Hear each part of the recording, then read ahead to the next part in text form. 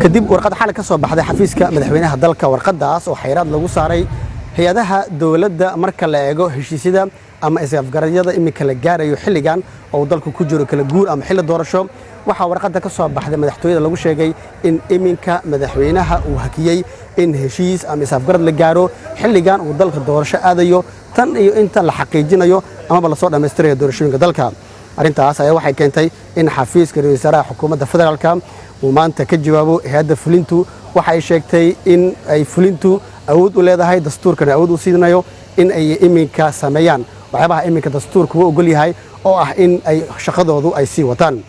qoraal ka soo baxay xafiiska ra'iisul wasaaraha xukuumadda federaalka oo la wadaagay warbaahinta una akhriyay afayeenka xukuumadda Maxamed Ibrahim Macalimu qoraalkaas waxa looga hadlay waxa uu idman yahay ra'iisul wasaaraha xukuumadda federaalka Maxamed Xuseen Roble waxa qoraalka bilowgiisa lagu tilmaamay in ra'iisul wasaare Roble uu ka soo shaqeeyay arrimo badan xilli dalka uu xaalad cakirna ku sugnaa isla markaana 10 bilood ee uu xafiiska joogay ra'iisul wasaare Roble uu ku guuleystay in xaaladda dalka uu hakiyo sidoo kalena waxa lagu xusay qoraalka inay muhiim tahay in xiriirka dhanka caalamiga ah ama diblomaasiyaduna la eego dalalka Soomaaliya muhiimad u leh iyo qaabka xiriirkooda iminka loo adkeyn lahaa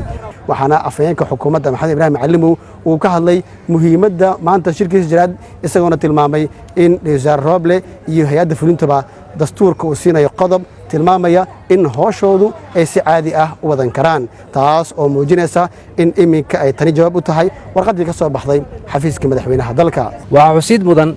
in wadaxaajoojyada lagu hagaajin karo xiriirka dibadeed Soomaaliya ay yihiin kuwa dhowraya madax bannaanida iyo siyaadada qaranka Soomaaliyeed oo waajib dastuuri ah uu ka saaran yahay ra'iisul wasaaraha iyo xukuumaddiisa dhanka kalena xiriirinaya danaha shacabka Soomaaliyeed meel kasta oo ay joogaan iyo dhimista nooc kasta oo ah nacayb iyo colaad laga maarmi karo